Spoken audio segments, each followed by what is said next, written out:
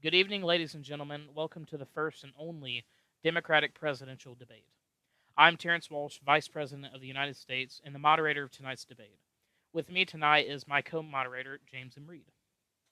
It is May Hello. 13th, May 12th, 2017, and we are joined here by three presidential candidates who seek the Democratic nomination. Upon saying their name, they may give a brief hello. President Connor M. Greene, Hello. Secretary of State George Kaine, Hello. and former Chief Justice Patrick Russo. Hi, everyone. And finally, a warm welcome to the people tuned in to tonight's debate. We will be adhering to the following format for tonight's debate. Three general policy questions will be given, in which each candidate will have 2 minutes to respond. After each candidate has responded, we will allow for up to 3 minutes of open debate between the candidates on that particular topic. During the exchange, I will be moderating to ensure that the discussion remains civil. If any candidate resorts to profanity, foul language, or unnecessary outbursts, they will be disqualified from the debate. After general policy questions, we will move to questions individually targeted questions about each candidate, in which 2 minutes will be allowed for a response. Each candidate will be given 60 seconds for an opening statement and 2 minutes for a closing statement.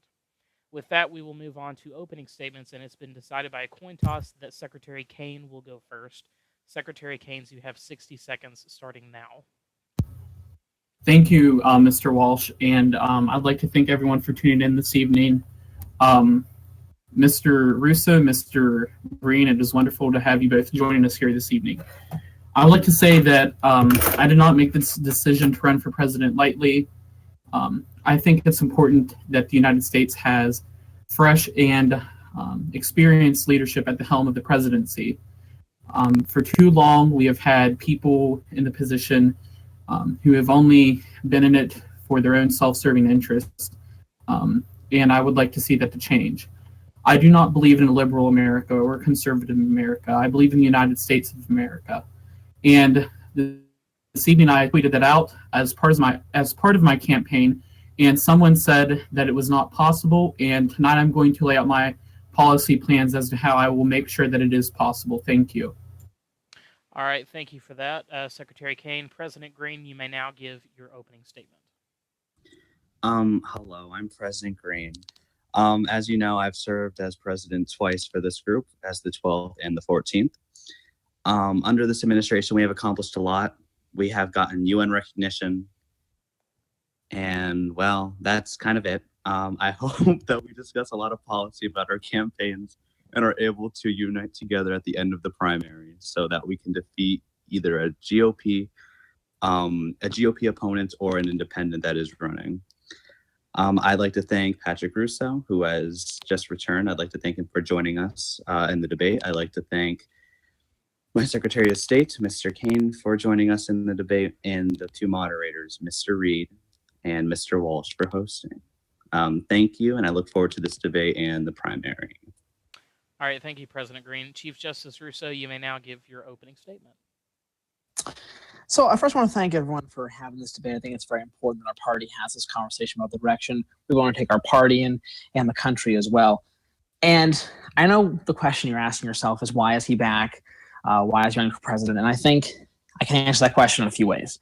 Is that I have been looking from the outside in as someone who has experience leading a few countries. And also, I got my time started here in USA as the Chief Justice and as the president of its preceding group, American Patriots of the United States. And I've seen us make tremendous progress over the last few weeks and months under the previous presidency of Connor Greene.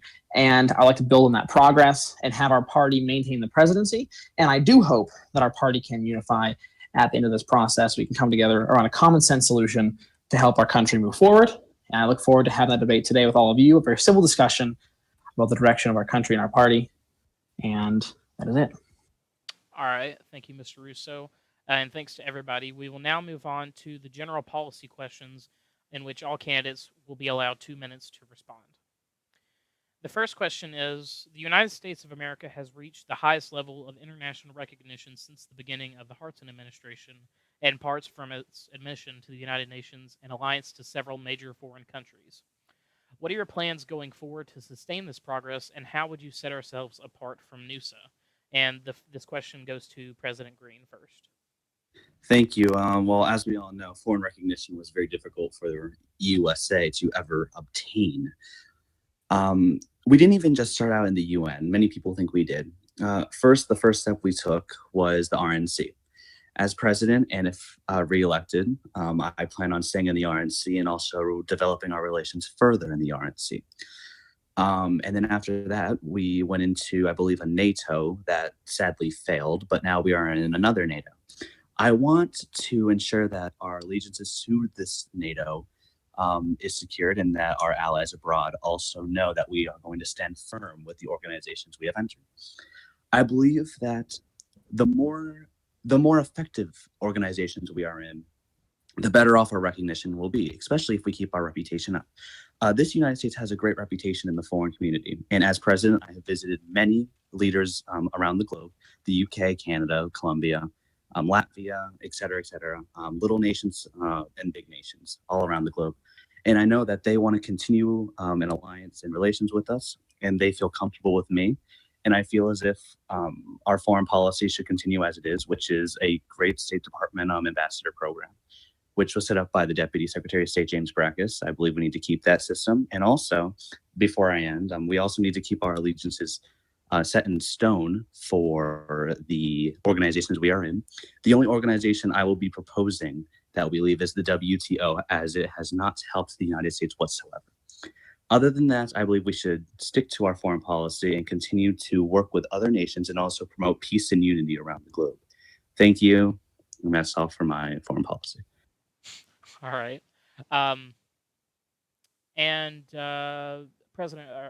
Chief Justice Russo, the same question to you.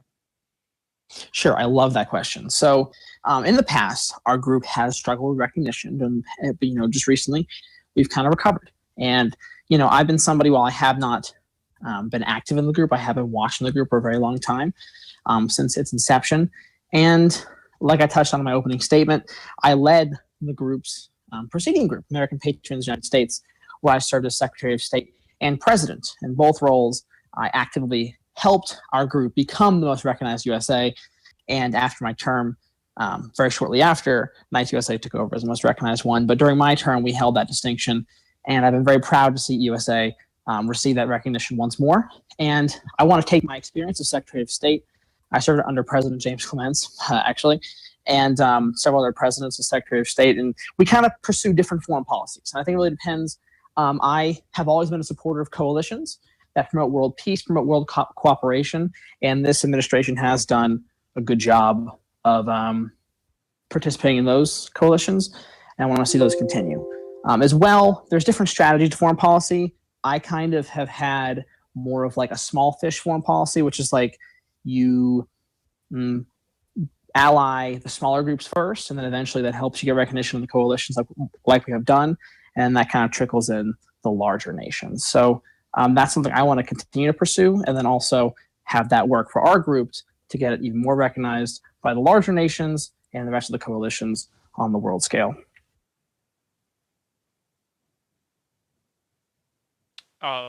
All right. The next the question now goes to Secretary Kaine. Thank you very much for that wonderful question. I would like to say that serving as Secretary of State has been a tremendous honor, and this group has come a long way since I have first joined.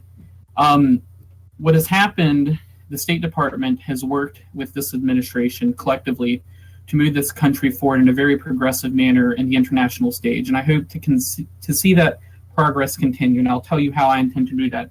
Last weekend, the State Department, under my direction, hosted a tour of the European continent, and we visited with almost 20 of our allies during this process. And this weekend, I intend to do so in Asia, talk to some of our allies in the Asian continent of how we can better progress our relations forward, and also reassuring our allies our commitment to them. That's one of the most important things when it comes to foreign policy, is making sure that you're communicating with our allies and making sure that they know that we are there for them.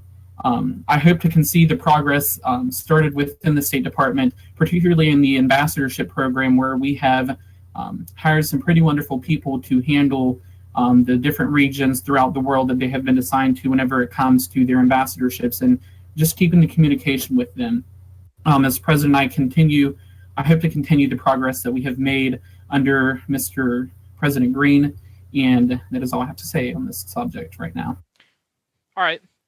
If you guys have something, if you want to bring up, we'll allow for 3 minutes of an open debate. If you had something you wanted to respond to directly, or kind of add on to this matter, we'll allow for 3 minutes of an open debate. I'd like to say that I believe that the next president or even presidential nominee should have a strong backbone when it comes to international affairs. So during my time as president and head of state, I have been making sure that we come off strong in the international community and come off strong to foreign nations.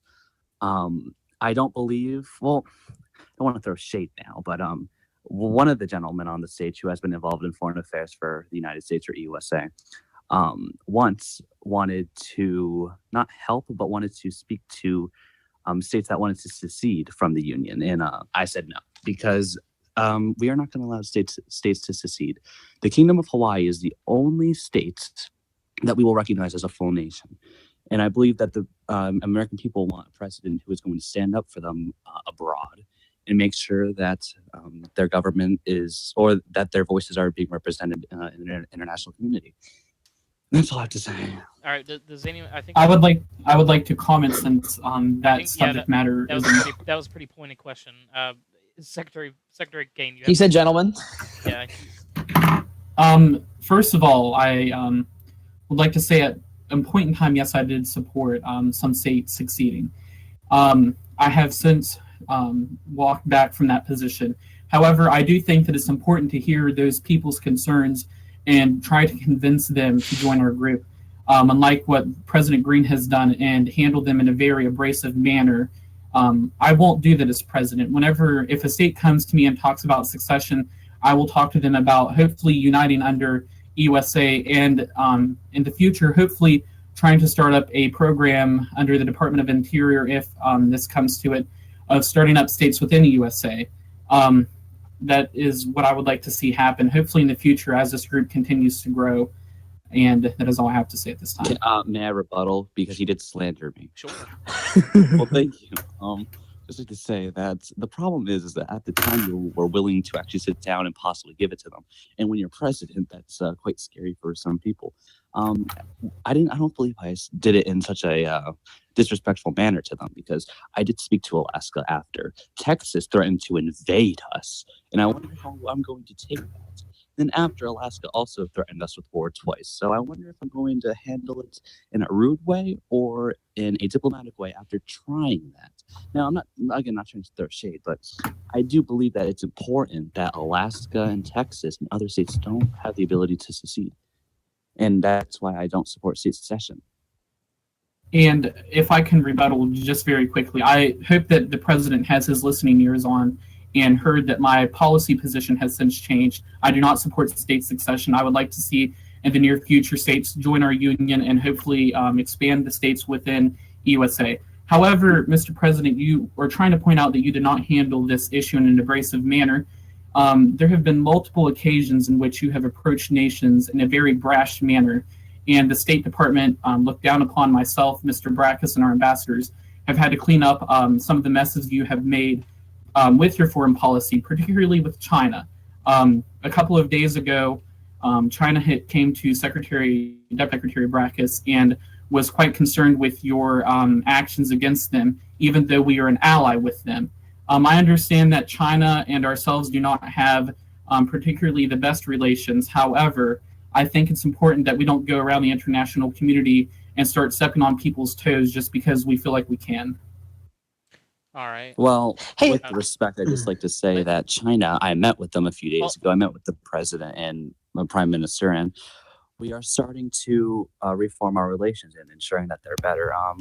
I know you wouldn't know that because you weren't there, Mr. Secretary, but nonetheless. If you had better communications with your staff, Mr. President, I would have been aware of the meeting. I thank you.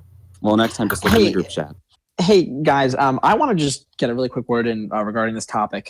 One thing that the Secretary of State brought up was this regional ambassador system, and one of the things I was very proud of when I was Secretary of State in American Patrons Group was that I actually introduced the regional ambassador system to help us. We had very limited resources with our ambassadors, and we didn't have people to fill the ambassador roles for every single country. So I decided to make that ambassador regional system that I'm glad to see is still in place today. It has been evolving ever since.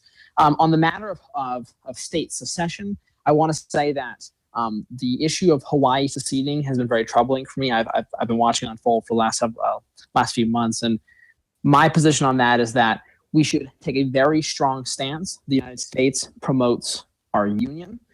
We don't allow states to secede. We work with them to meet their needs, their wants, and help the government best serve their people. And I believe that we should keep close relations with Hawaii, given that it has already seceded. But we should take a strong stance in the future to prevent it from happening again, but keep that close relationship with Hawaii. I would just like to quickly point out to Politico that I did say we should not go around and step on nations' toes, not suck on their toes. Thank you. That's I like great. sucking on toes. Let's go ahead and move on. We've spent like 5.5 minutes on this topic, but I don't mind letting people go off on. Oh, you want us to continue? So for the second question, let me toss it over to my co-moderator, James M. Reed. Thank you very much, Mr. Walsh. Now, the second question of the evening is, the nation's law enforcement has not been in the best of shape. Now, several metropolitan police chiefs have cycled through over the past term, but no significant progress has really been made. So how do you plan to revive this very crucial area of our government?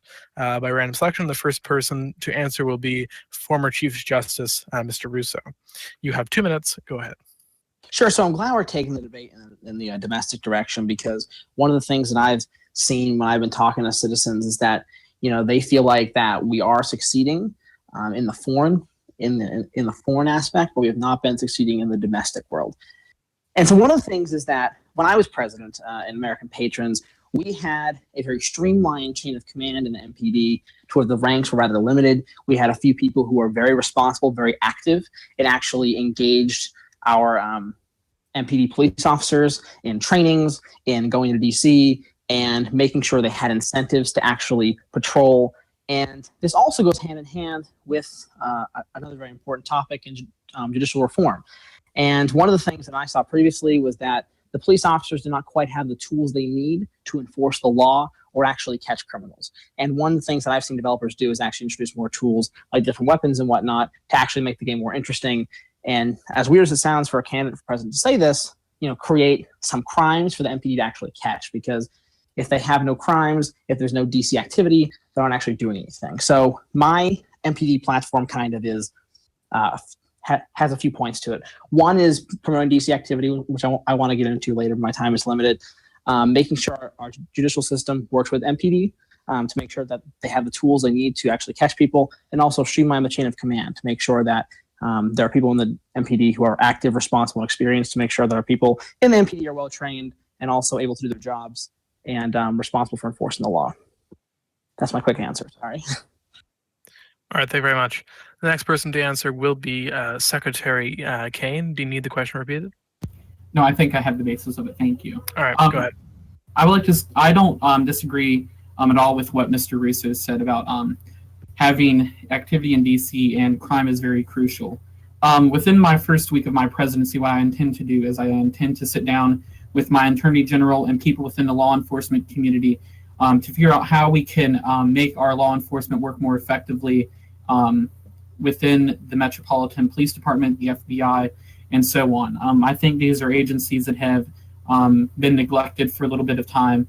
We have cycled through different leaders. What I particularly would like to do is sit down with one of the longest-serving MPD chiefs, Mr. Leo, who is, I believe, a senator now, and talk about ways that we can work together to progress our law enforcement community forward. Another thing that I would like to point out, as Mr. Russo again mentioned the activity thing, activity in DC is crucial, and so is our domestic policy. And if we're going to have a strong foreign policy like we have seen under this administration, fixing our domestic affairs is very, very crucial in order to keep our foreign affairs strong. Thank you. All right. All right, thank you very much. Next will be, of course, President Greene. Do you need the question repeated? Yes, please. I'm a bit slow. Oh, it's fine. So, as you may know, the nation's law enforcement has not been in the best of shape recently. Now several metropolitan police chiefs over the past term have been cycled in and out, but no real significant progress has been made. So, how do you plan to revive this very important part of our government?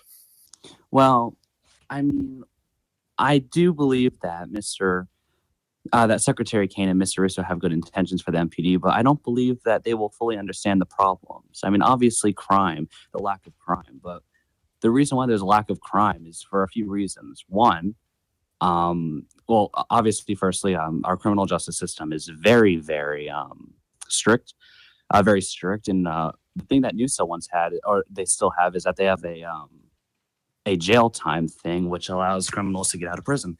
And the thing with our system is that once you get arrested, you're in there for like forever. So that's one of the problems. I'm just making sure that we all know that with development, which is something this administration has started or gotten word out, is that we want to ensure that when a new city is out, which is going to be New York, and I assume it's going to be done by July 1st when the next president's sworn in, that crime will develop there, meaning our law enforcement will start to progress and also get more active, so they have something to do.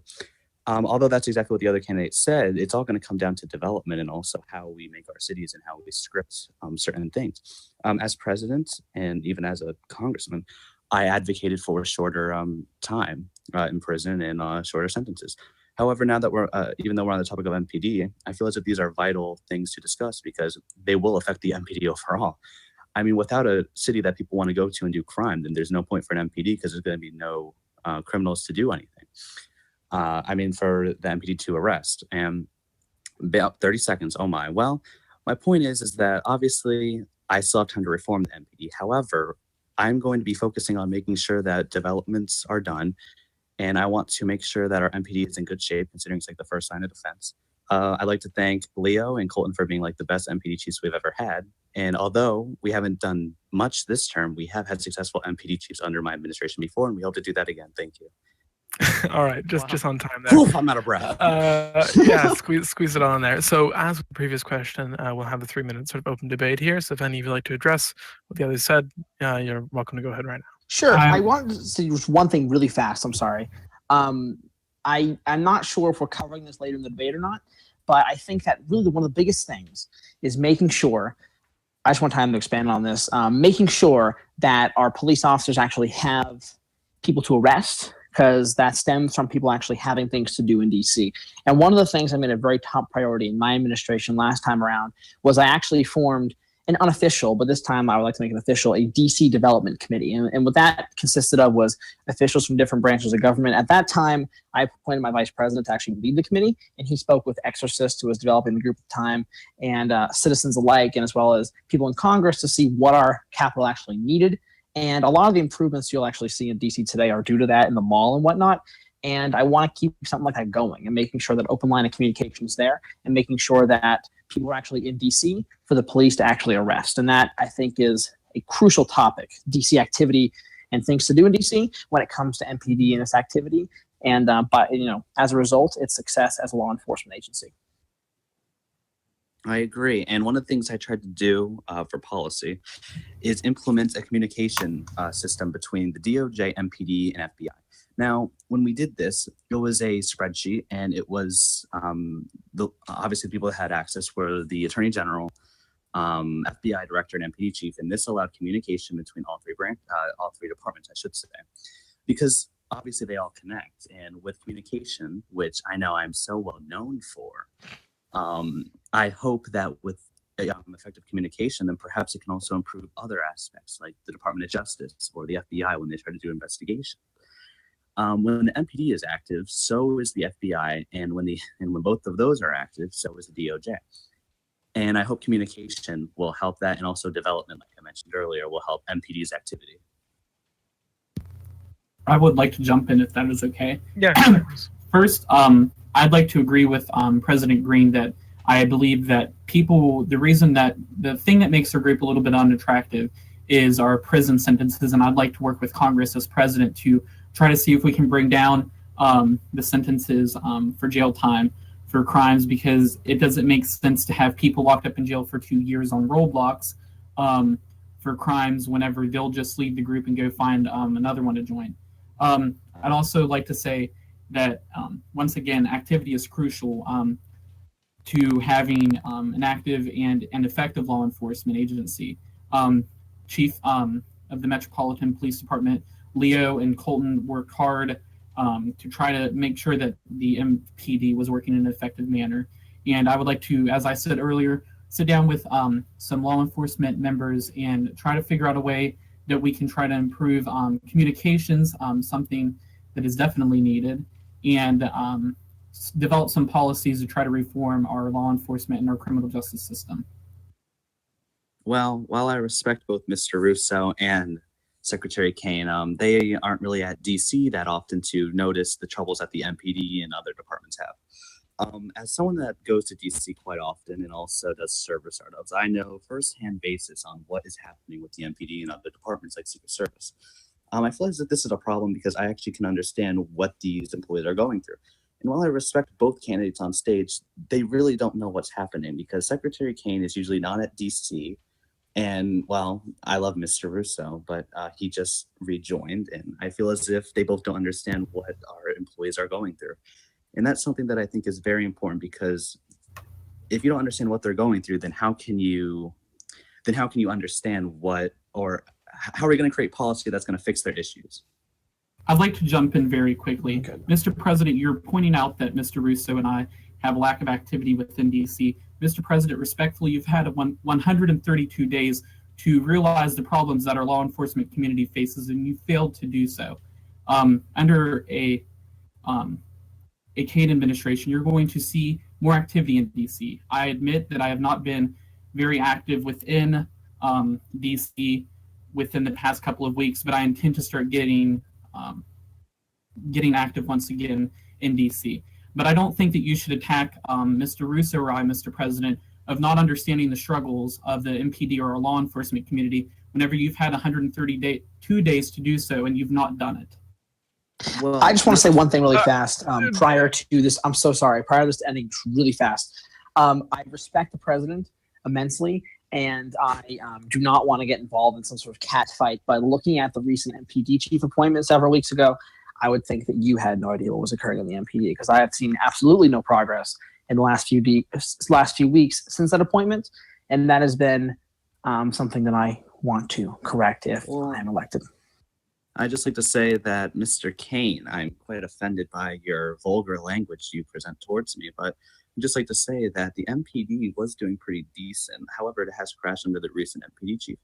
I'm not sure if you remember, because you never went to DC, but I believe it was middle April, which wasn't even more of a month ago, that the MPD was actually doing pretty good, and that was because of Chief Benjamin and whatever his last name was, and also Captain Exville. Amatero. Yeah, that guy.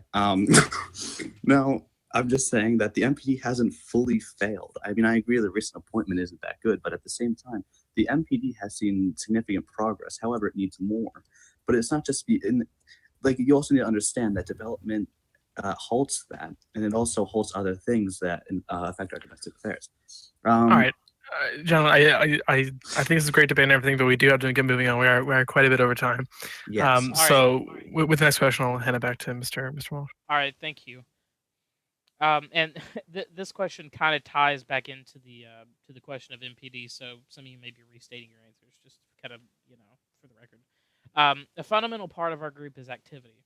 It's important for our government and citizens to project activity to succeed in giving citizens a role-play experience and impressing the international community. As president, what steps would you take to get our capital city active, President Greene? Did you say me? I'm sorry. Yes, I did. For me. All right. Well, as I keep saying, as someone that actually goes to DC, obviously daily startups. I'm hoping that when we get a new New York, we're able to use that New York that will generate activity for people. But until then, obviously, we're going to continue with server startups. One of the problems that we have is that we can't put DC into a game server because it will break a bunch of scripts, which is very sad for us, because that does generate activity and lets people that aren't that knowledgeable find our games. another issue is that when New York comes out, I plan on investing a lot into New York so that there's like new people can go to New York and check out the city. And I believe this will generate new activity for New York, obviously, but also the group, because when people go to the place and see how cool it is and get a little experience and put their foot in the water to test it, then that means that they might want to join EUSA and start joining our ranks and start getting employed and start getting involved in the government. So that's something that I hope to do if re-elected, I'm sorry. But that's mainly the whole point of getting the new city, and that's something that this administration has been pushing for.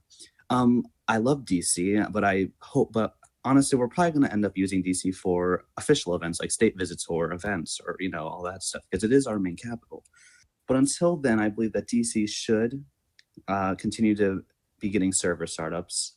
But once when we get New York, I hope that we can start generating advertisements for it and start investing into it, and so that New York can be a place for people to visit and start testing for people that want to join EUSA. And that will generate new activity for the group and also New York.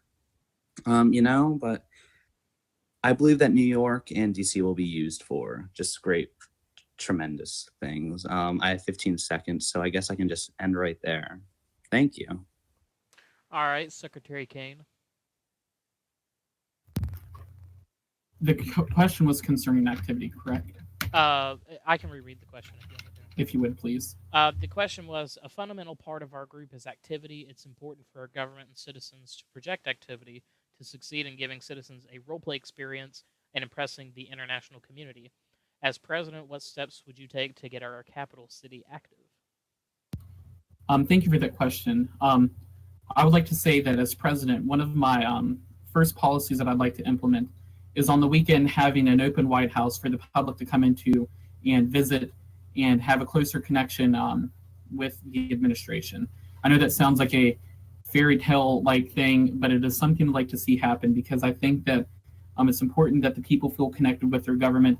And I will definitely open the Oval Office to anyone in USA who have any questions or concerns or just want to come by and visit.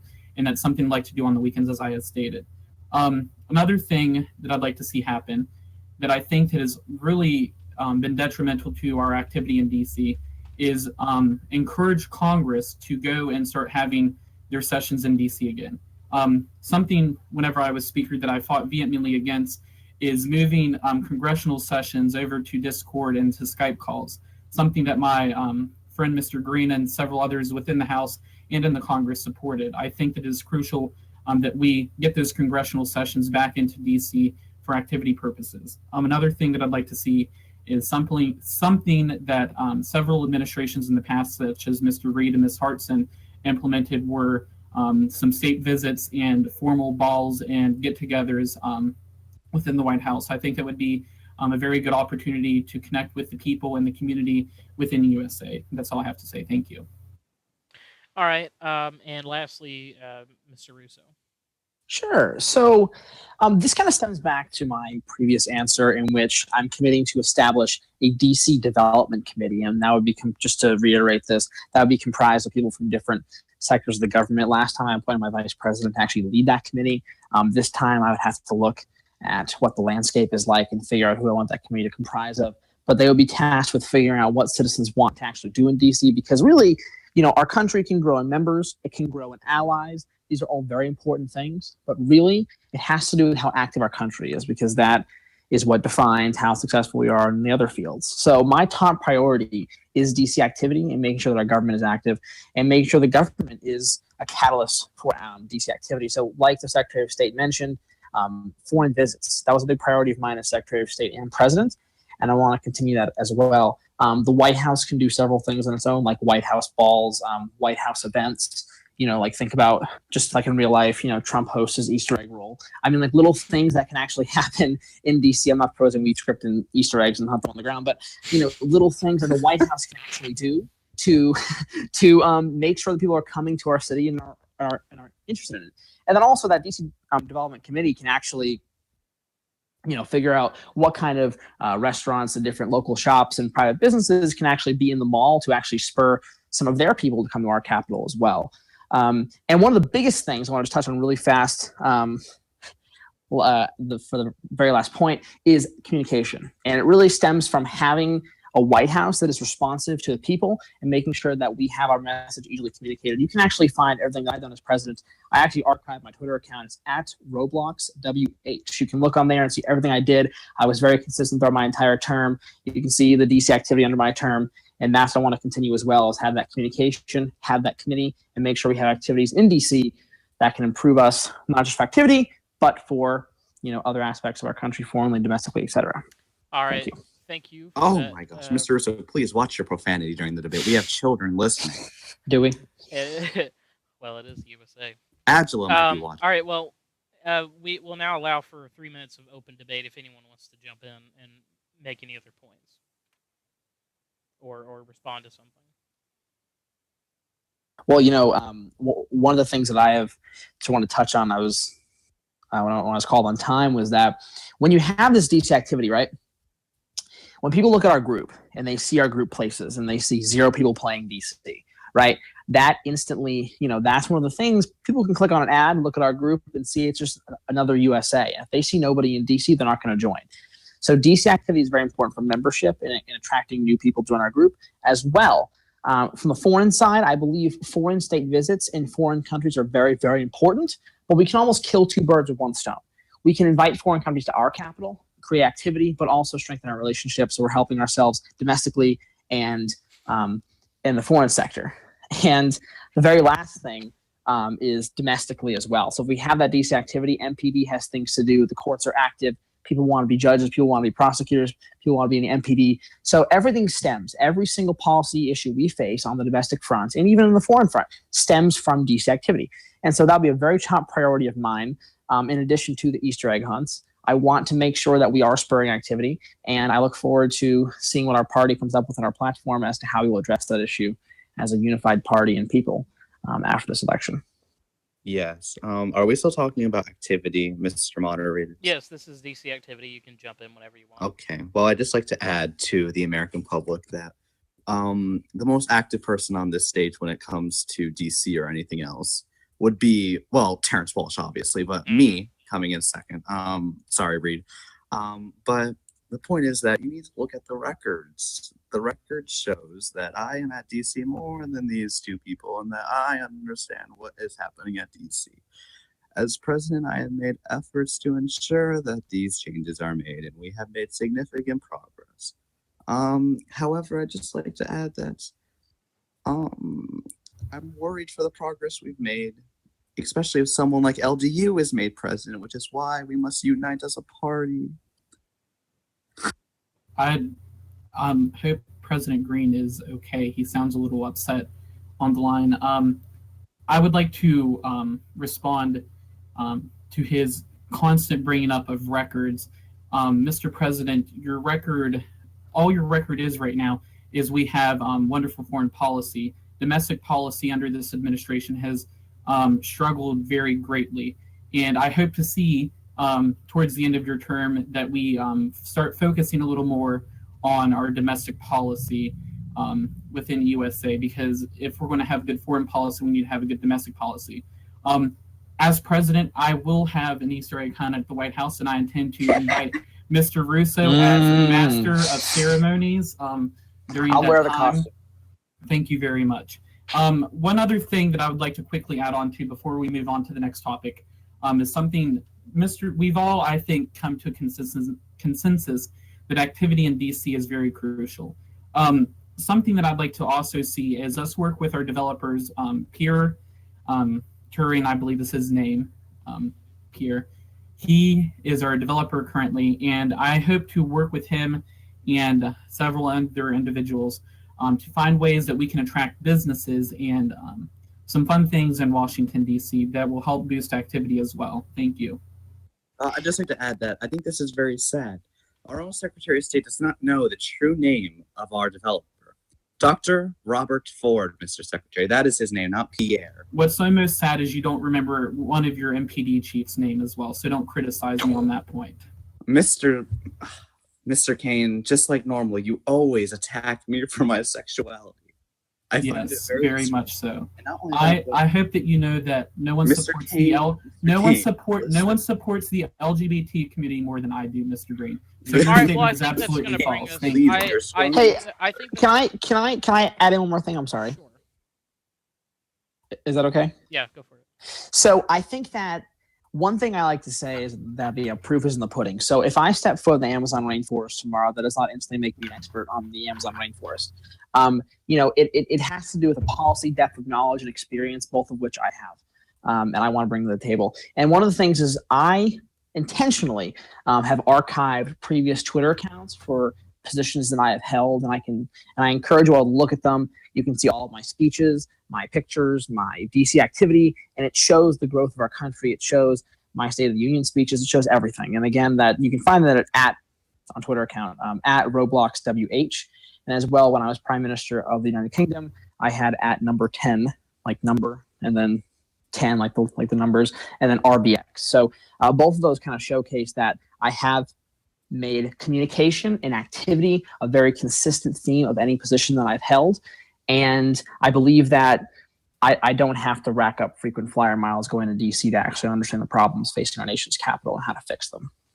All I right, totally agree with you, Mr. Russo. I think this is a very important topic. I think we let's- should continue to no, discuss no, it, no, Mr. It's Moderator. been 5.5 minutes, and I think. Well, Mr. Moderator, I was accused All of right, not knowing my own well, MPD chief's Mr. name. Greene, we're going to move to the individual questions. So I'm going to toss it over to my co-moderator, James and Marie, to ask the first individual question. Thank you very much, Mr. Walsh. Now, the first question goes to Secretary Kaine. Now, Mr. Kaine, many people in the country view you as a very hot-headed person. Now, oftentimes, when an interpersonal conflict occurs within the White House, you respond with threats to resign. Should the American people expect your resignation in the future if any incident occurs in the Kaine administration? In the hypothetical Kaine administration, we should say. I would like to thank you for that very wonderful question. I do admit at times that I do have a little bit of a hot temper. It's been something that I have been working on very much since I've become Secretary of State. And I believe that I've made some very good progress with that. No, if I do become president, I do understand the stress and the burden that comes with holding such a high office. I've ran several row nations and led several row nations, and I understand that sometimes the position and the responsibilities that come with it become a little bit overburdensome to the person who occupies that position. However, I am very determined that I will stay in this position if I am elected, and I will continue to work hard as Secretary of State. You will not see me going anywhere anytime soon. And as president, I intend to serve the entire term, no matter how rough the road gets. Thank you. All right, thank you very much. Now, does anyone have any sort of to make regarding the answer? I want to add something really fast. Go ahead. That I think that our country, while it has been around for well over a year now, in months and several months, we're still very much in a development stage and in an infant stage in many areas of our country, right? And I think that having somebody who is level-headed, somebody who has experience and a very clear vision for our country is very, very important. And that is why I kind of jumped in this race, very impromptu, not really planning to jump in the race for any length of time.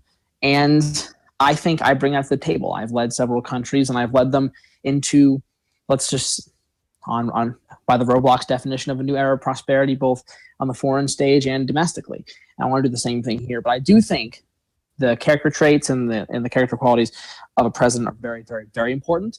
And I think that that's something that I bring to the table. I want to make a center point of my campaign. May I say something? I would like to wait. respond. I haven't put in my 2 cents yet. Well, I mean, this is an open debate. Give Mr. Kaine a chance to respond. Thank you. Go ahead. Thank you very much. Thank you, Mr. Wait, who? Mr. Greene, unless you Kaine, change your name to Mr. Kaine, Kaine, I think the time is mine. First of all, I do agree with Mr. Russo that someone that has a level-headed is important to lead this country.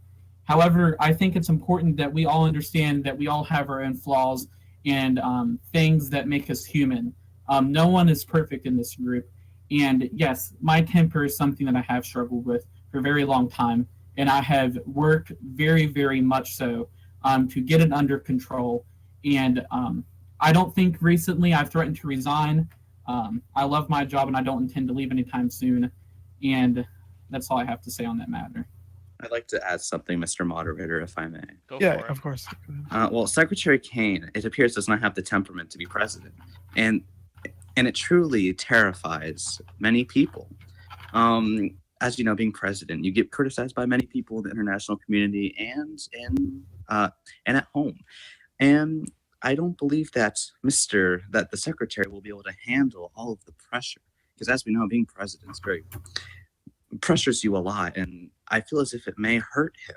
Now, I'm just saying that it is a concern, because I know he hasn't done it recently, but when you threaten to resign so much in the past, how do the American people know that you won't threaten to resign when things get tough? Like, will you at least have a good VP to take over the country, or will you stick through and be committed? And if you are to swear or to be inaugurated on July 1st and take that oath, the American people need to know that you will stick with them for your entire term and fight for them, like I have done for my last 2 terms. I'd like to respond very quickly before we move on. I do understand that my temper is a great concern to many people in this group. As I have reiterated, I've said and I will reiterate now, I have been working very hard on getting my temper under control. And if the president at any time had any worries about my temperament, then I wish he would have brought that forward to me. And I don't think if he had this genuine concern about my temper, then I don't think that I would be in the position of Secretary of State serving our nation abroad. As Secretary of State, I've worked with many individuals, even those who I vehemently disagree with, to build coalitions and to promote peace and prosperity throughout the international community. And I think that I've done an effective job at trying to get my temper under control. And if anyone has any more personal questions about my past, I would be willing to answer it. And tonight, before once again we move on, I pledge that if I am elected president, I will stay in this position for the entirety of the term, unless someone drags me out kicking and screaming. Thank you. All right, I think it's about time we move on. That'll be My name was brought into the Sorry. conversation, Mr. Reed. I think I deserve a rebuttal. You made your point very clear, Mr. Green. I think All it's right. Mr. Reed, best to I move was on. insulted by another candidate. Mr. Green, Where's my 30 please. seconds? With Thank that, you. Where's my Mr. time? Walsh, please You're continue. starting to sound like Alright, Jim Webb, Connor. So, sorry for the thunder there. There's a storm in real life and in this debate. Mr. Green, in the March 2017 elections, voters narrowly re-elected you to the White House despite your opponent having no administration, no policy proposals, and no active campaign. If 3 of your voters had chosen Mr. Mitchell, he would have been declared the winner of that election. Should Democrats be worried in a general election if you're chosen as their nominee?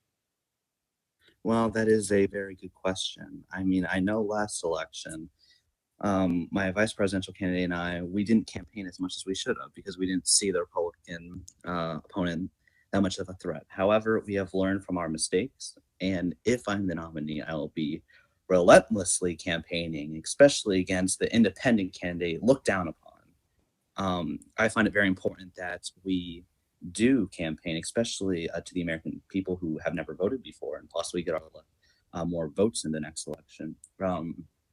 I want to bring more people into the electorate system, make sure that they actually vote this election because it's going to be quite crucial. I do believe, however, that the policy that we laid out last campaign was basically the same thing we wanted to carry over. And this campaign, we plan on presenting new ideas, especially with the last few days of the administration. I don't think Democrats should be worried because, yes, we didn't take the last campaign seriously, but this campaign we will take very seriously. That I can promise to the American people. And if I am the nominee, I will be sure to bring the fight to the deplorable Gatsby and to the other LDU, the failed UN ambassador. Thank you. I'd like to. We'll have a quickly name for him later. Would you Mr. Kaine, you'd like to respond? I'd like to respond. Sure. I think the president said something about along the lines of getting people involved in the electric system, and I think that's very crucial to have a power grid in DC if that's what he's proposing. Hopefully, he'll do something about that in the close near future. I would like to say concerning the last election, I found it very disheartening that the current administration failed to take its message to the American people. what I'd like to say is, if I'm the nominee, I'm not going to go and call Gatsby or Mr. Look Down Upon vulgar names. Mr. Greene yelled at me earlier for yelling profanities or vulgar things, and then yet here he is just trashing these candidates. I think it's very, very upsetting, and I hope that if I'm the nominee, I will go to the American people and take them my message of unity and our policies that we wish to implement if I become president. Mr. Reed, I believe my name was brought up and I wish to rebuttal. I'm not the one doing this section, but go ahead. Okay, well, I'm sorry. Now, Secretary Kaine said something about something, and I'd like to respond by saying that we didn't fail to convey the message. I admit that we were a bit out of touch, but we still conveyed it. And there were even some speculations of possible rigging, which is why we have formed the Federal Election Commission right under this administration as we worked with Congress, which is something that is very crucial. Now, I don't mean to insult the great Map Boy. However, there were accusations of it. I'd just like to say that this election we will be conveying a new message of that we are stronger together. And I believe that as we are unified, Wow. as we are together, we are stronger, which is why I hope if you elect me, Well, we will be the strongest you. USA. well, I'd like to Thank you, Hillary Clinton. Yeah, I would like Thank to thank you. I would like to thank Connor for violating copyright laws. I think we should Fake news. I think we should go ahead and move on to. I'd like to touch on something very quickly. If That is, sorry, I understand that 30 we are seconds. within time 30 constraints. seconds. 30 seconds. First and foremost, Mr. President, if you did take your message to the American people in an effective manner, you wouldn't have lost to Dave J. Mitchell, someone who ran for president at first as a joke, and then you almost lost the election. If you took your message to the American people, you would have won. And I intend to take my message, my policies to the American people. Well, you won because the Supreme Court went back and did a recount, not on your own right. So I think. But then it turned out some votes were invalid, Mr. Kaine. I won, you lost. Well, if you took your policies, Mr. President, to the American, very quickly, if you took your policies, I think you're just angry. if you I think you're took just your angry policies, that you're losing this debate so badly. Yes, I'm very angry. Now I'm going to toss. If you took your Mr. Kaine, Secretary Kaine, guys, people are about to hold on. People are about to get kicked out of the call. So Mr. I'm going to pass it over to my co-moderator James M. Reed for the next question. Yeah, thank you, Mr. Thank you. Geez, let me regain my composure here. Thank you, Mr. Walsh. Now then, Mr. Russo, the last question, of course, is for you. Sure. So now you only recently returned to the United States to announce your candidacy. So how can the voters trust you to be faithful and stick to the job of presidency in the event you win the election? I love that question. So I want to just give a very brief timeline, just because I feel like I haven't done that for some people who don't actually know who I am. So I was, because like our group and the people in it, as a matter of fact, our vice president, our overseer, came from a group long ago. I was recruited in August of 2013 to help develop the United States. I'll run through this very quickly. And the group launched in January of 2014, and I served in that group until I believe it was May of 2015. I want to say, I don't remember the exact date. And then it flipped from a Free Nations group to American Patrons, and I eventually held cabinet roles in that group. I was AG, I was the Secretary of State, Supreme Court Justice, eventually President. And then this group became Exorcist United States after American Patron kind of imploded. I served as Chief Justice from about its founding in January until about March or so. And then I was a citizen for a period of time until I decided to go to the UK and pursue other interests there. But really, I have been with the same group of people, kind of in the same group, in at least its continuations, since the better part of August of 2013. I had a year where I pursued other things I wanted to do, but it's more that my record kind of shows through what my priorities are, what I plan to do as president, and it's similar to what I had done in other groups. And I think the proof is actually in the pudding, as I said previously, with other groups I've served in. And I love that question because one of the things I think is that we have seen the past few presidents have been people who have been here for a very long time. And when you're in the same group of people rotating for a very long time, you tend to get the status quo, the same results. And I think what I want to do is that I have been this experienced outsider looking in, and I have looked, referencing my previous experience, and I've seen some of the issues plaguing our country, and I have not been a part of the political madness that you see unfolding in this debate. I bring a fresh perspective. I bring experience. I bring a steady hand to help guide our country into a new era of prosperity. And I want to thank you for that question, because it is very, very, very important to address that concern, because it is a major concern, and I understand why it is a concern. All right. But I look forward We're to continuing to address those concerns in the weeks ahead. Sure. Hold you out there. All right. Mr. Reed, I have something to say about Yes, this. go ahead. Well, as I respect Mr. Russo, he has been in NUSA for almost 2 years, maybe. He has NUSA propaganda, and he is going to spread it to our people. We should be terrified of this. Therefore, I am asking the American people not vote for Mr. Russo. He will spread NUSA propaganda and hurt our traditions. It's kind of like China. We do not want the Chinese culture to be ruined by the Westerners, except Russo is the Westerner and we're China. Sure. I want to thank the president for giving us his thoughts on that subject, and I think just to respond to that, I have had my fair share of time in other countries. I've been in 2, just to name them, aside from the United States or its continuations or predecessors, rather.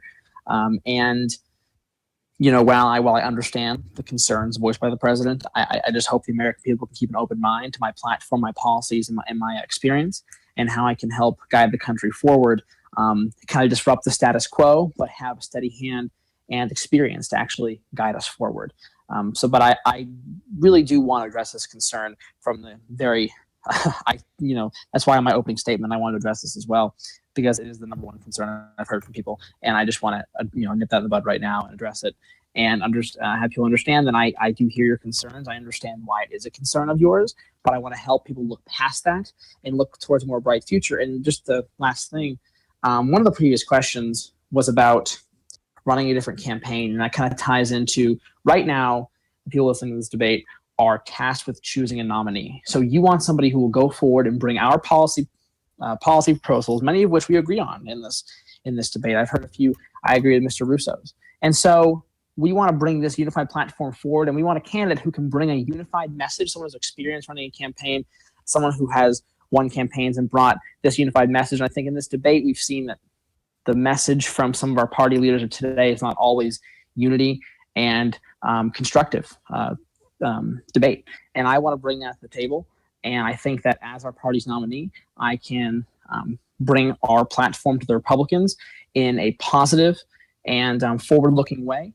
And I hope I get the opportunity to do that and represent Democrats and hopefully the American people well in the next election. I'd like to respond very quickly. Secretary Kaine, make it quick, just because of time constraints, please.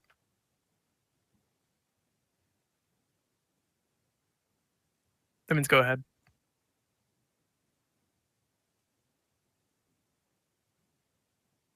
United States who understands the concerns of this group. Someone that's been in this group for longer than one day and then decide to jump into the presidential race. While I do understand and respect that you have been in this, have viewed this group from the outside, but I think that the American people need someone who have stayed in this group consecutively. I'm the only candidate for president on this side of the ticket, the Democrats, that has not been a member of NUSA. When times got tough, several of our leaders under the prior administration decided to jump ship and go to NUSA and explore new opportunities. And I stuck through with several others to try to progress this group forward to a new era of hope and prosperity. And that's all I have to say on the topic. I'd like to say one thing before we move on. Very honorable. Wait, it's about the NUSA thing.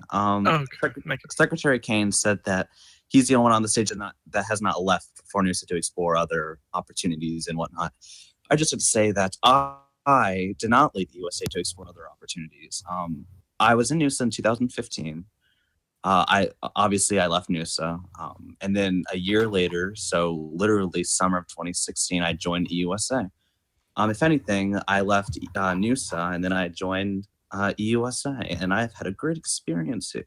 I think we've done great, tremendous things in this term, and I wish that All we'll right. be able to progress it, of course, and that we will do great things. I think All we'll right. do tremendous things. Thank you, Mr. Greene. I'll just say, Mr. Russo, if you have a quick response to what Secretary Kaine said, then we have to move on. Sure. So I appreciate the concerns raised by the Secretary of State. What I want to say is that I think my record speaks for itself in that I have been in the United States and its predecessors since August of 2013. I've held many positions. I think you can see my record, you can see what I've done, and you can see what I plan to do as president through my platform. And I just want to say that I understand why this is a concern, but we as a party, we've agreed we need to look forward. We need to be an outward-looking party and project a strong message, both to promote our group domestically, but also to give ourselves a good foreign outlook. And one thing I bring to the table is that in the past, I have, worked in different countries where I have brought the groups forward, both domestically and on the foreign stage. And I want to help our party become the party of a new and prosperous America under new leadership that brings a fresh perspective with a hint of experience. I'd like to respond very quickly. If that is just you can quickly. include it in your closing statement. Yeah, close it, Secretary. Well, we'll proceed now. Back to Mr. Walsh. I thought you were going to do closings. Did you want me to? I thought I was saying the thing after closing. Okay. All right. Thanks to you all. We will now move on to closing statements. Each candidate will have 2 minutes to deliver their closing statements, starting with President Greene. Oh, sorry, I didn't think I'd be first. Well, as you can see, this debate was full of policy, especially from me. I hope my policy reached out to the many Americans sitting on their computers, sitting in their chairs, I'm sorry. Anyways, as you all know, we need a strong leader to continue for July, August, and so on. I think it's very important that the next president is able to handle with the proper temperament the issues that are in front of us. Sadly, I think I will not be able to do that. I am a very sick president, which is why I am announcing I will be quickly dropping out of the presidential race due to my health. And I wish Secretary Kaine and Mr. Russo the best of luck. Oh, Jesus Christ. Okay. Secretary Kaine, your closing statement. I believe that according to the rules, I was the one to go last. Well, that was not according to the rules. No, there was a change. There was a change in formatting after. I apologize that I did not get the memo on that one. I'd like to thank. Thank you. I'd like to thank everyone tonight for tuning in to this evening's debate. Again, I'd like to thank Mr. Greene and Mr. Russo, both of which are very wonderful gentlemen, for joining me on the stage tonight. I hope my vision for this country is to unite us as one and to bring us together to progress our nation forward. Someone on Twitter responded whenever I was talking about a liberal American, conservative America, and I believe it's important that we are the United States of America first, that we will always be divided and not united. And if we continue down the road that we are right now, I believe, in essence, with the divisiveness and everything within our group, that we will continue to further fall apart at the seams. I hope to, as president, bring our country together as one and try to move it forward in a very productive manner. I'd also like to say that I do have the temperament and I do have the stamina to be president of the United States. Last weekend, I traveled to almost 20 countries to reassure our allies our commitment to them. I met with ambassadors last weekend to talk to them about their regions and get to know them a little bit better. I've also worked very closely with my Deputy Secretary, Mr. Brackus, who I've come to become a great friend to, on trying to improve our State Department in the way that we have within the 102 days that I've served as Secretary of State. And I'd like to thank Mr. Brackus personally for his dedication to the department and everyone that works in it. One other thing that I'd like to point out is I will, no matter the outcome of this primary election, will support either Mr. Greene, Mr. Russo, or whoever the Democratic nominee is, because I believe that whoever is on the stage tonight will be better than either the Republican or the independent candidates for president. All right, Thank you. thank you, Mr. Kaine. The last closing statement obviously goes to Chief Justice Russo. Sure. Thank you so much. And I want to just thank Connor for his months of service as our president and also for being with us in this debate tonight and offering his thoughts for our country, as well as the Secretary of State for offering his thoughts and bringing his experience to the table as well. What I want to say is that I think the people who have watched this entire debate have kind of been reminded, now that it's election season again, of why they really hate politics and why sometimes they question why the results they were promised are not materializing. It's because of the bickering, it's because of the infighting. And what I want to do is not just say we're going to unify our party and unify our country, but have a concrete platform for you to increase DC activity, improve our MPD and our justice system with my experience in both those fields, and also have an outward looking vision for our foreign policy that helps us reach out to more countries and have us be more recognized on the world stage as we are on our track to doing now. And I want to also say that I hope our party can come to a consensus on who its nominee is, and I look forward to supporting the nominee and their vision for our country and campaigning. But I want to say that as somebody who recently returned to this group, it has been a pleasure getting to know everyone again, and I'm getting to speak to them about what they think is occurring and how I plan to fix it and how I plan to bring this fresh perspective of mine with a hint of experience to actually help get results for our country domestically and on the foreign stage. And I want to just thank you one more time, everyone, for tuning in, and our fabulous debate co-moderators, Map and Mr. Vice President Walsh. And I look forward to the next few weeks of campaigning and speaking to you all again. Thank you. All right, thank you very much, Mr. Russo. So once again, thank you for all three of you for being here. Thank you as well to Mr. Terrence Walsh for moderating the debate. And a pleasure to have you all and sort of debate the issues facing our nation in the upcoming election. Now, we know it was a very long debate, and for those of you who are still viewing, we thank you very much for sticking with us and for watching this sort of practice of democracy. So remember, in a couple of minutes, we'll assemble a little bit of panel to do a post-debate analysis. And with that, we wish you all the best evening, and thank you again for participating in the debate. All right, we'll be back after a 5-minute break.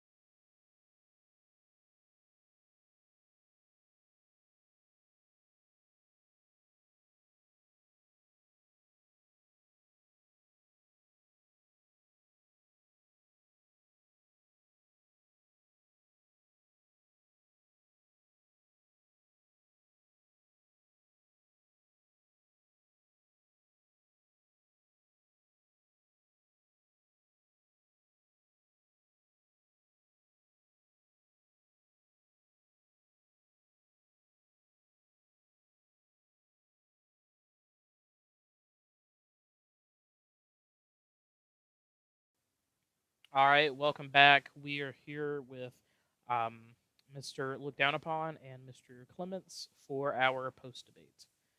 So, what was your overall opinion on how all the candidates did?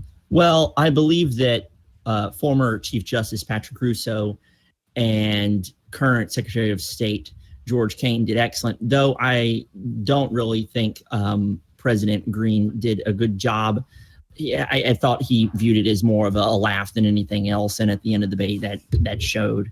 Yeah. But if we ignore Greene and his hostility throughout the debate, I believe that there was a lot of stuff touched on. I believe the number one issue for former Chief Justice Russo will be that he has not been in USA for, I want to say, probably more than 6 months, possibly a year. So that's going to hurt his campaign. The one thing that President Greene did touch on that I agree with is that Philip is known, or, well, Philip is now George Kaine. I'm going to call him Philip throughout this discussion. Philip is known to threaten to resign when he gets upset, and it's good that he addressed that.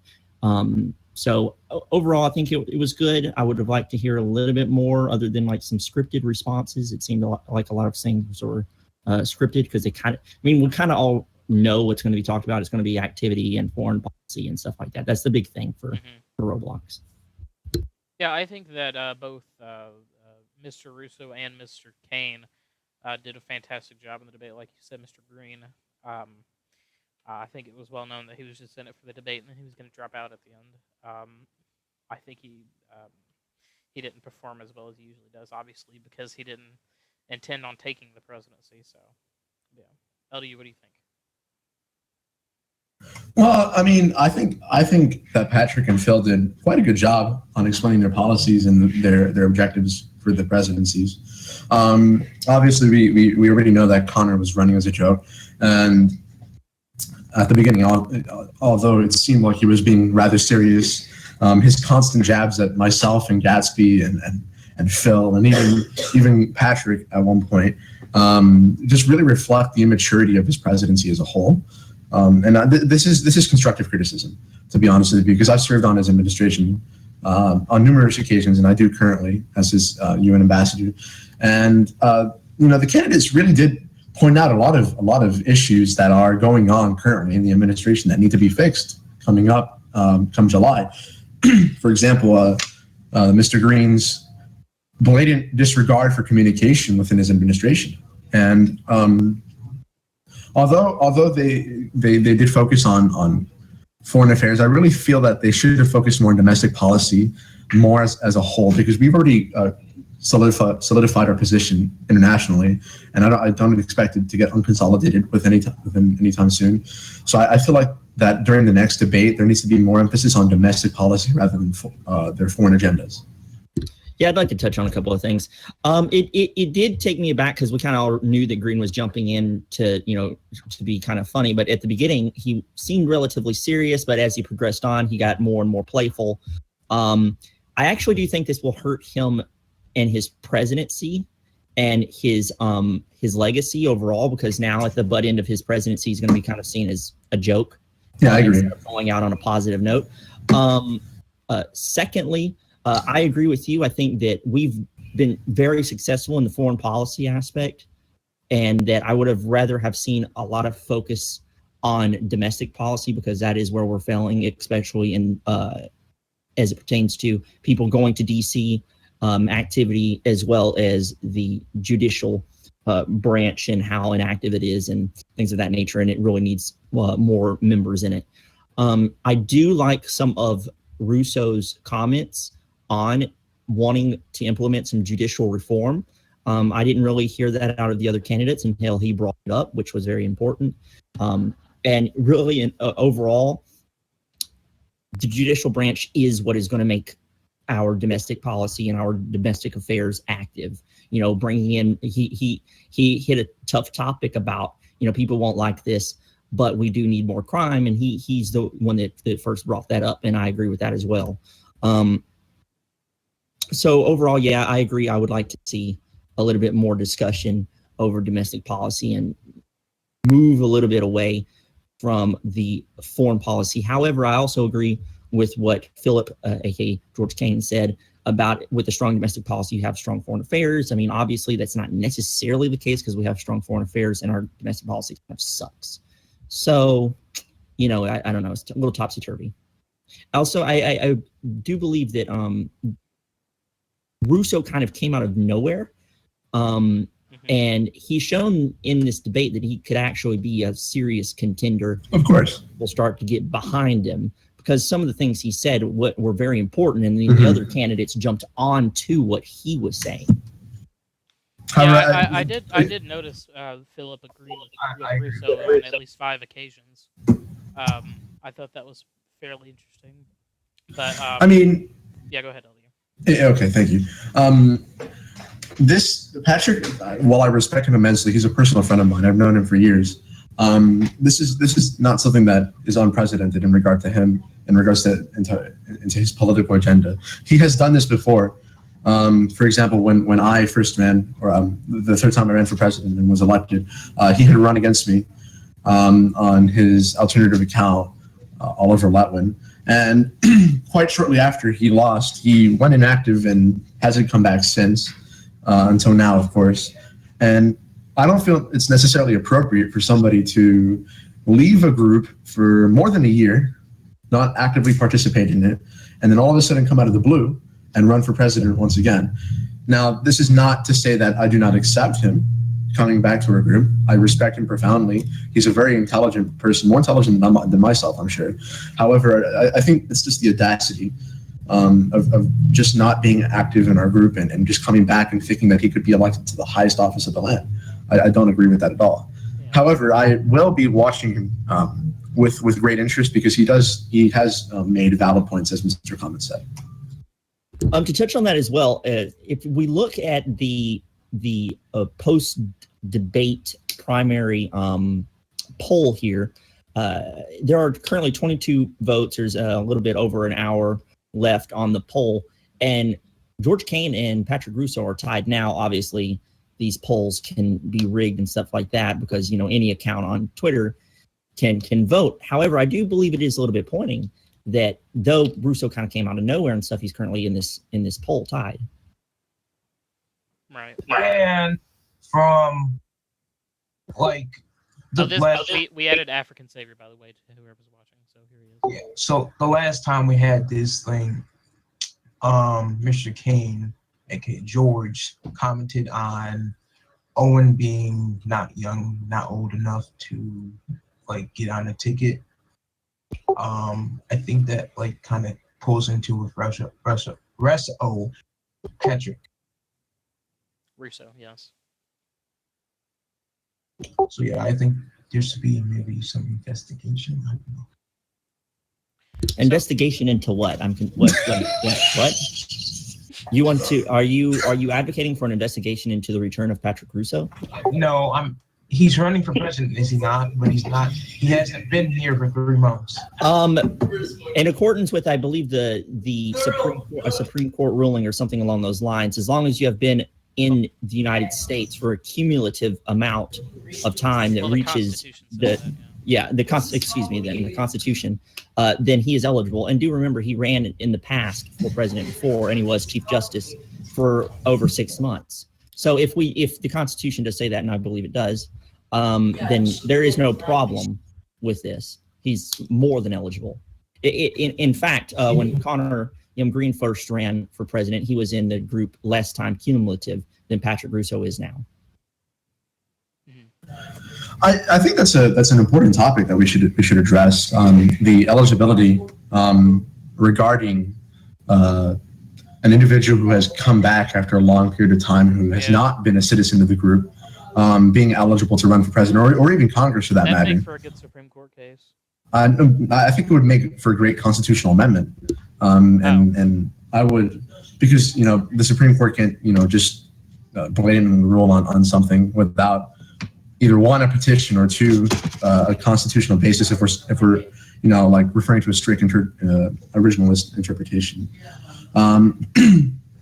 So I think that's something that Congress should look into, because it's like Lucas pointed out, it's rather alarming that that Patrick just comes out of the blue and decides, hey, I'm gonna run for president in the USA because you know what, I have nothing better to do. Let me just run. When he has not contributed to our group at all in the past, I'd say 14 months. I do believe that there could be some questions about his motives.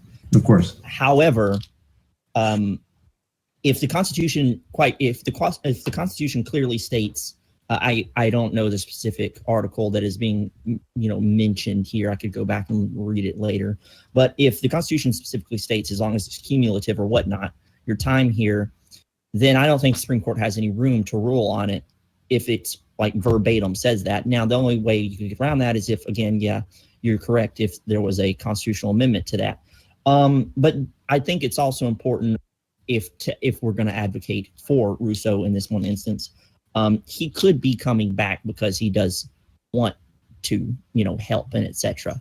So of course, I'm not questioning. I don't necessarily know his motives. I know personally that he has been thinking about coming back for a while, and he was just unsure about it. And so I guess he decided to do so now and maybe pick up from where he left off and run again.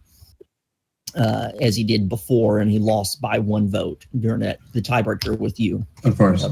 However, like I said earlier, I think it's important that if you're joining a group, you shouldn't, especially if you're joining back after a long period of time where you have not been in the group, I don't think you should just jump right on the horse and start running for president. I don't think that's how it works. I can agree that I think that maybe this was a little bit premature, and in the event that Chief Justice Russo does not win the primary, I think that he should pursue some other office, perhaps in Congress or in the administration, and then maybe around the next cycle. But of course, you have to give yourself time to reestablish yourself within the group. Otherwise, like Clemens said, it really does raise questions on the motives of the individual. I do agree with Terrence. I do think that he needs to spend some time maybe in the House in the upcoming election or in the Senate in the Senate elections going on during the presidential elections to reacclimate himself into the group so people can, again, begin to understand his motives and what he's here for and etc. And perhaps run the next presidential election. However, this is not me saying that he should not run this one. If by all means he gets the nomination, then he should go ahead and go forward and seek it. If he does not get the nomination, if he chooses to run as an independent, by all means do so, because quite frankly, the more participants, the better, in my opinion, because it brings more debate. Of course, I think we should shift gears because it almost feels as if we're targeting Patrick a little too much. So I suggest that we discuss their policy and their objectives that they hope to achieve. In regards to domestic policy, I think Phil has a pretty solid foundation. He clearly wants to revitalize the MPD, whereas President Greene, as he stated, has not done so. In that, the MPD has been having activity issues for the past month and a half, and the administration has done little to combat that. I feel like Secretary Kaine had a much stronger performance on the question about the MPD, simply because of the fact that I don't like to talk poorly about my own administration, but it is a fact that the MPD has not been performing up to standards. Because I think the issue with the MPD is that a lot of people are going to flock to Secret Service and the military and stuff like that, and they don't see some kind of future if they join the MPD. They see that as kind of like where everything ends, I suppose. But sorry. But yeah, that was it pretty much. If the audience doesn't know, at the end of the debate, President Greene dropped out of the running and the nomination. Yeah. I do agree that I think that it was strong of Secretary Kaine to touch on the failures or at least the ongoing of the MPD. However, I do also believe it was a strong point to make on the part of the Russo campaign that, well, the reason for that is that there's nobody at DC, there's nobody to commit crimes. So what exactly is the MPD supposed to do? You know, if there's nobody at DC doing anything, there's nobody to arrest, and therefore there's nothing for the MPD to do. And so through that, it's good to build up activity at DC. He didn't necessarily mention anything. I like how President Greene mentioned the New York City under development. I strongly believe that the New York City will be far more active than our DC will be. Certainly. But in light of that, I do agree with Patrick that we need crime in order for our law enforcement to actually have something. Right. So I guess to kind of shift gears a bit, we can kind of talk about who we personally thought won the debate, and then maybe we can maybe end it, or we can add more people on the call and have a, I don't know, a crawfish boil or something like that. But no, but LD, what do you think? Who do you think actually performed the best?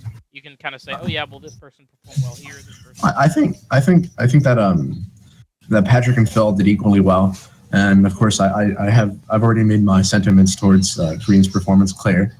And in regards to Secretary Kaine and Chief Justice Russo, I think that if they stay in the race, I think it's going to be an interesting election, not just in the primary, but in the general, in regards to whoever gets the nomination. I liked Patrick's little development group, but that also comes with problems because, you know, trust issues and people who steal are a big factor right now. I don't think he was proposing that we have a group of people with access to the map. I think he was just proposing a group of people that can toss around ideas to give to developers. But I enjoyed that idea. I think it's important for there to be some kind of streamlined process for a citizen to send their request for what should be done with DC or New York City in our case in the future. So, because I mean, ultimately in the end, they're the people that attend our maps. They're the people that give us numbers. It's important that we listen to them. So their ideas get implemented and they keep coming to our cities and stuff like that. As it pertains to the development committee. You cut out. Can you hear me? Yeah, I can hear you now. Okay, I believe the developer idea is. Am I still cutting out? Yeah, you did. Yeah. Shit. Hold up. LD, if you want to kind of chime in while he's fixing his stuff. I'm a little busy at the moment. Okay, can you hear me? Yeah, we can hear you now. Awesome. Okay, so I think the developer committee idea is a pretty good idea, and that it could get the insight of the groups, leaders, and etc. to Pierre on what exactly they want. However, I do think it's also important that we don't cumbersome Pierre and overwhelm him with suggestions and stuff like that, because that is a key reason that Exorcist really started to have a disdain for the group, is because everybody was begging him for certain things, and so it got overwhelming. As for who I think did the best during the debate, I would have to say that Patrick did a little better than Philip, if we're only factoring those two in. The reason I say that is throughout the debate, he seemed to have maintained a level of decorum and poise above at least Greene. I agree that Philip upheld himself as well. However, there was a shouting match between them while Patrick stayed silent. And then you had to threaten that you were going to kick him out of the call and etc. I also like a lot of his ideas as pertains to the judicial branch. You know, I was Chief Justice and stuff like that, and I consider myself at least well versed in the overall function of the judiciary. And as you know, he was also Chief Justice for a while there as well. So as it pertains to the justice system, I think that he will have a superior understanding of how that should be set up and stuff like that, seeing how he was a key leader within that prior. Right. Um, well, I think that personally, as I pretty much what I did, to be honest, I didn't really pay attention to the pointed questions. I paid more attention to policy in determining who I thought won the debate. I think in terms of foreign policy, Kaine obviously has the leverage because um, I agree. He's secured dozens and dozens of alliances over the past few months. I think we hit 59. I think he posted a Twitter post. I sound like a grandpa. He posted a Twitter, um, and he said that he got 59 alliances, um, and he wants to continue that. I think he outperformed both Greene and Russo on that front. And I think the last two policy questions, referring to MPD and DC activity, I do have to give those to Patrick because if you look at uh, obviously the president, when it refers to the MPD and DC activity, he's been president during a time when A, MPD's been declining, and B, our activity at DC's been declining as well. Um, and obviously, Secretary Kaine hasn't really contributed to either of those points as well. Um, I think Russo presented a lot of policy proposals and points and such for each of those questions, and did better on those two. And I think overall that he slightly won the debate um, over Kaine. But I think we can all agree that Greene was last place. So. Yeah. I'd also like to touch on the closing statements. You know, Kaine said that he wanted to have a vision of unity for everyone. He wanted to progress the country, and that we are the United States of America, not liberals or conservatives. And I really liked how he touched on how there's a perceived partisan divide within the group. However, if you really look at it, there's not much partisanship, at least as it pertains to what party people are in. Right now, it's mostly the Democratic Party. However, I really liked how Russo said to the people who have watched the debate tonight, we see why they hate politics. It's because, you know, we noticed a whole lot of bickering and a shouting match and absolute chaos, and you having to get on to them and stuff. And I really do think that sentiment is instilled within the group, that, you know, people now view it, a lot of our leadership and stuff as kind of a joke. And that, you know, we're kind of moving away from the whole aspect of the group, which is supposed to be role playing, right. And that's not necessarily happening. Yeah. LDU, unless you had some final thoughts, I was going to go ahead and end off the stream. I guess he doesn't. I think he's gone. All right. Well, thanks to everybody for watching. It's been definitely a very riveted debate full of policy and such. So I'd like to thank everybody that watched tonight. And remember, the primary, I believe, is this Sunday. I may be mistaken. Yeah, it's in, well, it's either tomorrow or Sunday. I'm not very sure. But anyways, thank you guys for watching the debate, and good night.